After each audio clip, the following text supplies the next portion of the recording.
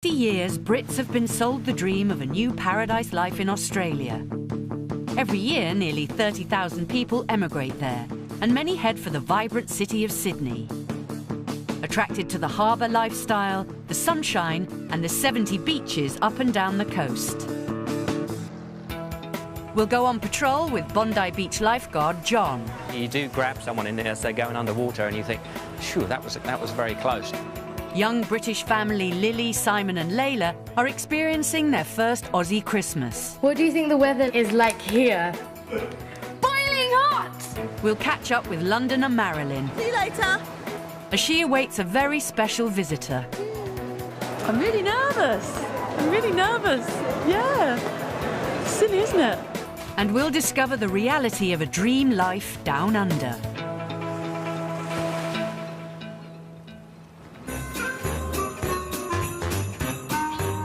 Summertime in Australia starts on the 1st of December.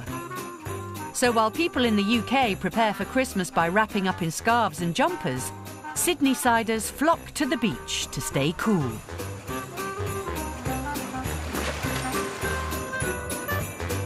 However, British family Lily, Simon and daughter Layla are going shopping. There were two monkeys who grew up together. And this is no ordinary summertime trip to the shops.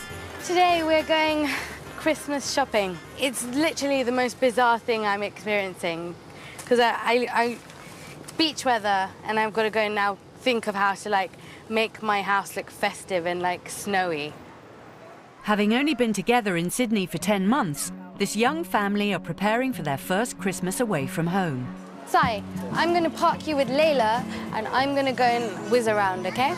I think I'm going to go for something quite neutral that I can use for probably the next 20 years.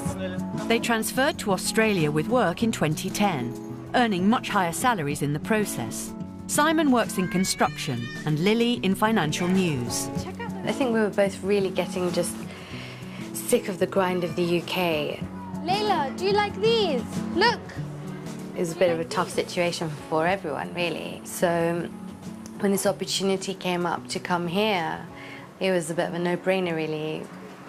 Leaving your family is never an easy thing to sort of contemplate, but I think the economy was a major, major factor.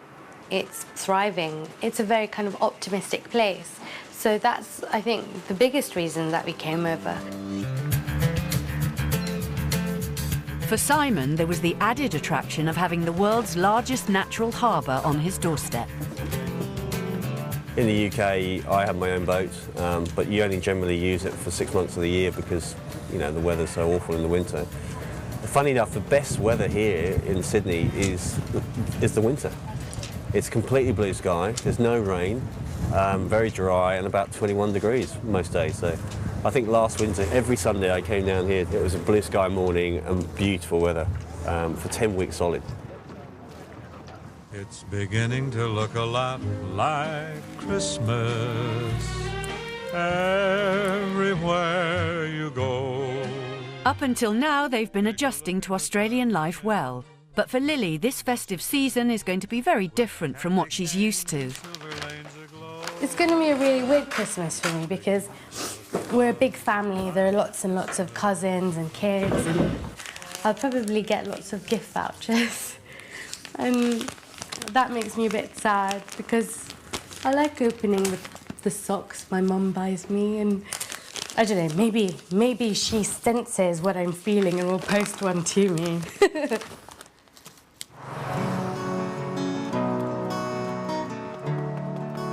The summertime temperature in Sydney can reach into the high 30s, and outdoor pools are a perfect way to cool off.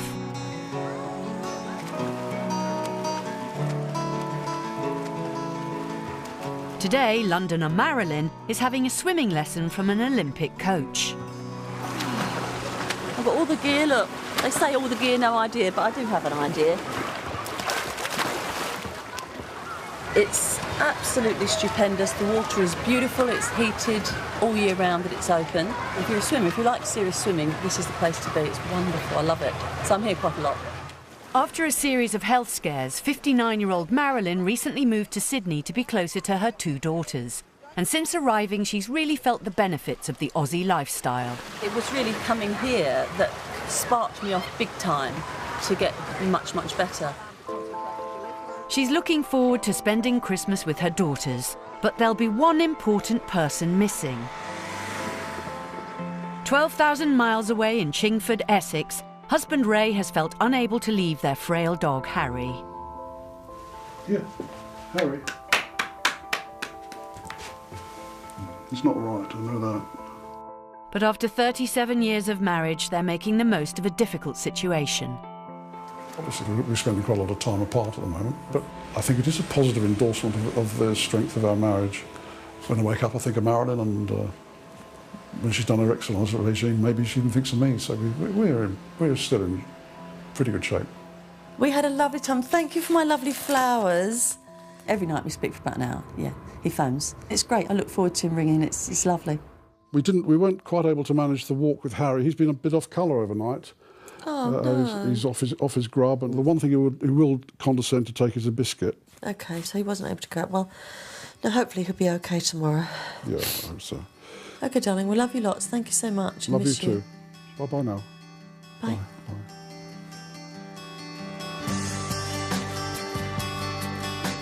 With its golden sand and turquoise sea, Sydney's world-famous Bondi Beach attracts up to 400,000 visitors during the month leading up to Christmas. But there's danger lurking. Strong currents, known as rips, can pull people out to sea. Here you'll find the famous Bondi lifeguards, the epitome of Aussie manhood, who are on hand to keep everyone safe. Though not all of them are Aussies. How do you know if there's sharks in the water? Just, there's someone up in the tower sort of keeping an eye on things, and you'll see a fin swim along. You'll see a big black fin. I think you'll see everyone running out the water, so you won't have to worry. 52-year-old John is from Southampton. It's not a bad place to work, though. Probably been worse places. All these swimmers in front, straight to shore, please. There's people being rescued straight in front on the jet ski. Originally an engineer, John packed it all in 14 years ago to become a Sydney lifeguard. I think I was 38. A job had come to an end. A relationship wasn't going that well. I suppose you could call it a midlife crisis, but I think I've had quite a few midlife crises. It took someone else to snap me out of it, to say, look, you said you were going to go, are you going? And you're thinking, yeah, I'm going to do it, I'll do it. Because there was the sort of plan in the back of my mind to sort of cycle around Australia, but it's taken 14 years, I haven't really got out of Bondi much. On such a busy beach, the word lifeguard is quite literal. People have died. Yeah. Kid gets in trouble, then the father jumps in and the mother jumps in, and then Lou can lose the whole family. An infamous February day in 1938 would later become known as Black Sunday. Freak waves left 300 people stranded in the sea, and despite a heroic effort by Bondi's surf lifesavers, 5 people lost their lives. Today, tourists are often oblivious to the dangers of the Pacific Ocean. We've had days when we've done 200 rescues. You're in and out of the water, you're paddling out, it can be hectic days. Other days, it can be no rescues. So John and his fellow lifeguards have to stay constantly vigilant.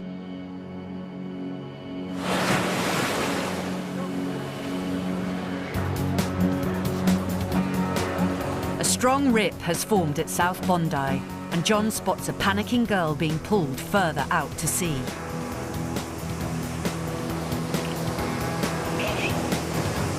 Down that way, there's a couple more just on their way out here.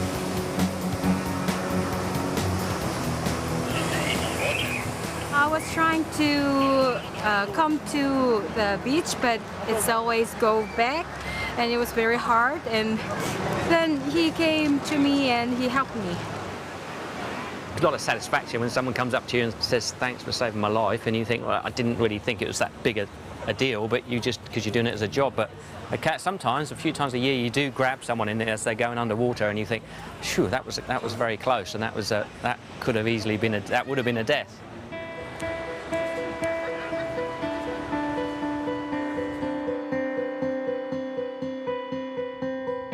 In Queenscliff, North Sydney, Marilyn has received a distressing call from the UK.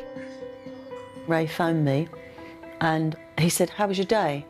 The first thing I said, "No, well first, how's Harry? Because you said he was under the weather." And it was that point he told me that Harry died. He'd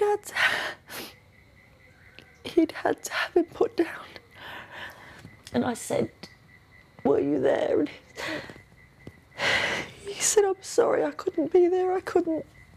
And I know, because it's so much harder for him, because he's been his little companion for the last year, and that's been his one bit of solace, and now he's on his own. The only glimmer of hope to come from this news is that now perhaps Ray and Marilyn can be reunited. But Ray's having doubts about leaving the UK. I suppose there's one big factor is familiarity, of course. You know, 70 years in England, I'm not saying it's better than anywhere else, it's just the place I know. The average age that people emigrate to Australia is 27. Ray is in his late 60s. So will he leave everything behind and move to Sydney? The other option is I go home 2 or 3 months a year, see him, and then the next 6 months he comes here for 2 or 3 months a year. But I think, being realistic, it's not a marriage then. If that's what we're going to do, where is that going? Where is it? It's not really a future together anymore. It's just like friends. Now we are offering you the chance to spend 14 nights in fantastic Sydney, courtesy of Austravel and Etihad Airways. One lucky winner and 3 guests will cruise the famous Sydney Harbour landmarks, explore the beautiful Blue Mountains, get up close to some of Australia's local wildlife and relax on gorgeous golden beaches. With your choice of luxury beachside accommodation or vibrant city apartment, plus an amazing £5,000 spending money. For your chance to win, answer the following question correctly. What's the name of the world's largest barrier reef located off the coast of Australia? A, the Little Barrier Reef, B, the Great Barrier Reef, C, the Giant Barrier Reef. Call 0901 29 39 123. Calls should cost no more than £1.03 from BT landlines. Other networks may be higher and mobiles considerably more. Text your answer A, B or C to 88444. Text costs £1 plus 1 standard network rate message. You can also enter for free at itv.com. Entrants must be 18 or over. Date restrictions will apply. Entries made after lines close at 10 AM on Saturday the 2nd of June will not be counted but may still be charged. Good luck.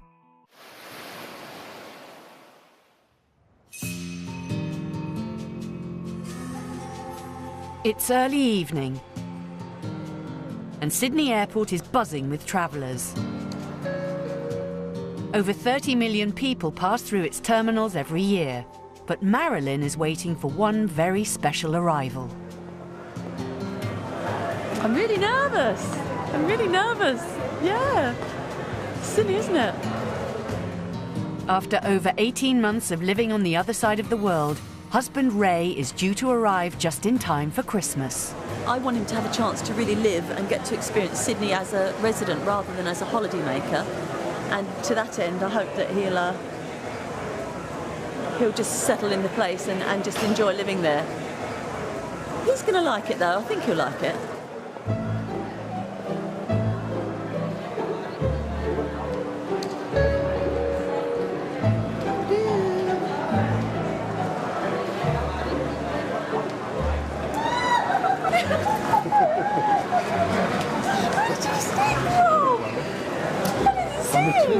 Don't she look wonderful? Can you believe it? This girl, she looks about 35, isn't she? Amazing. I should have said the same myself. Ray will be spending the next 3 months in Sydney, but will he decide to spend the rest of his life here?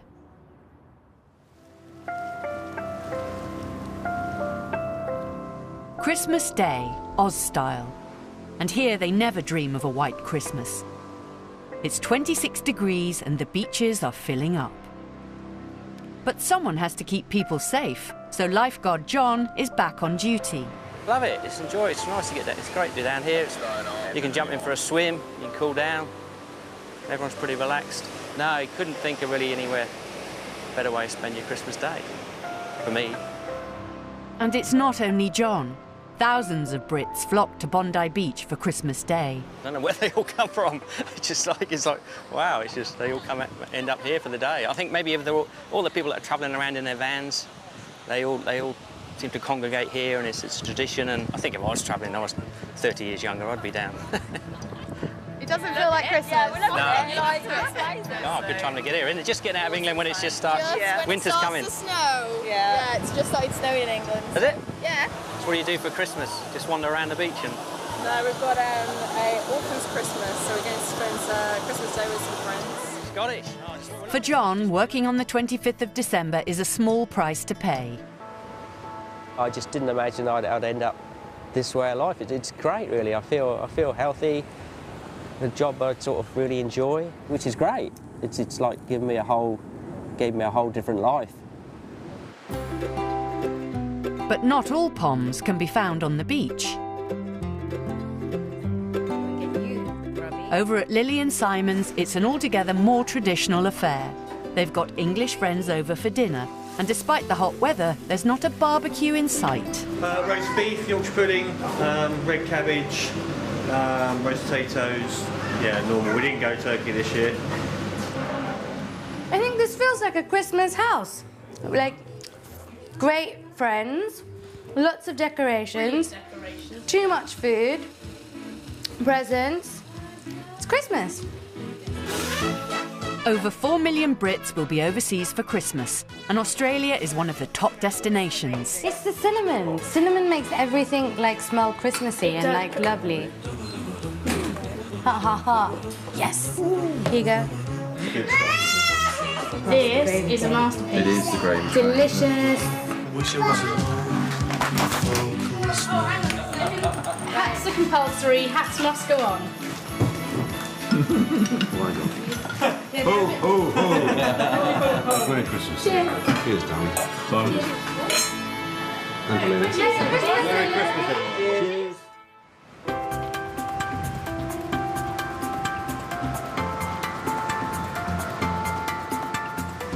In the north of Sydney, in Manly, Marilyn has convinced Ray to share their first Aussie Christmas on the beach. Huh? You're going to paddle? Oh, go on then. No, Ray, you're supposed to go in between the flags, just to keep everybody happy, do the right thing. He was a bit grumpy this morning because he wasn't really happy about coming down the beach. I don't think Christmas on the beach was appealing. See, he's so traditional. He looks English. If you didn't know he was English, you'd know, wouldn't you? You could tell. I've not done it before. It's brilliant. Look at this. This is fabulous. While Ray's left to paddle, Marilyn hangs out with some of her Aussie pals. Carol! Hello! Just in a great time. Hello. Welcome. Oh, yes. So this is your first Christmas in My first Christmas. And the thing is, my husband's here. He's here, yes, he's here. Look, he's lost. He's looking for me. He looks like a little lost dog. He can't. He's going, where is she? She's run off and left. I better go and find her. Right. They said, where's your husband? I said, there he is. Looking like a little lost dog. Come on. Marilyn has a recipe that she hopes will get Ray into the Christmas spirit. So if you buy wine, which is not really very nice, which is red or white, my magic solution is to put some Ribena in it and then top up with soda water, and hey presto, you have fizzy champagne. It's delicious. You do need a sweet tooth though, I have to say. When she says it's delicious, I think she means it's quite delicious. So happy Christmas. Cheers, Don. Lovely to have you here. Thank you. Really lovely.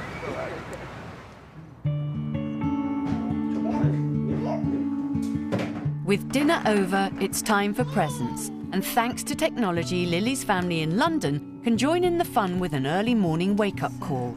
Hello, how are you? Oh, come on, let's do presents. Get your presents. Where's Dad? Merry Christmas. Merry Christmas, Daddy. Wake up. Not everyone shares Lily's excitement. Her sister Dee is not a morning person. It's 10 to 8. What are you doing? Go and get your presents. Get with the program. No, because it's 10 to 8. But it's Christmas Day. I'm Indian. This is such organised fun. Video calling has enabled Brits living in Oz to share experiences in a way previous generations could never have imagined. My mother is what feels like a million miles away, but I Skype her almost every day, and it's amazing. It's like changed our life. Oh my God. Oh, lovely. Oh my God. But despite the help of technology, the lure of home is always strong for some Brits. I love Sydney, and I regard our move here as a really good adventure, a great opportunity. But that does not take anything away from the fact that London is my hometown.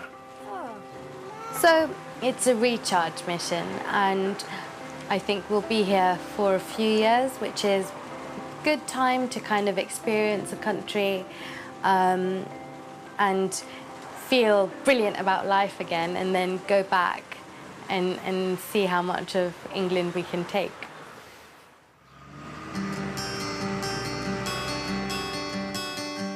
After 3 months in Sydney, Ray's returned to Chingford and now faces a big decision about his and Marilyn's future. It almost felt like home. When I'd been there that length of time, I'd fallen into the way of life there, which was very pleasant. Coming back to what you're familiar with in the UK was a pleasure too. But I do miss Marilyn, and I miss the children. Don't be surprised if you come by here in a year and you see a house for sale. Could happen, could well happen, I think.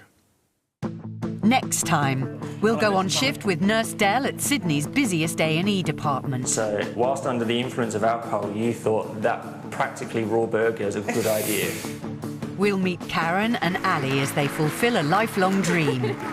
Appears to be an Australian. You got that too? And we'll spend time with new dad Andrew as he comes to terms with the cost of living in Sydney. I will always have something to complain about. I'm British.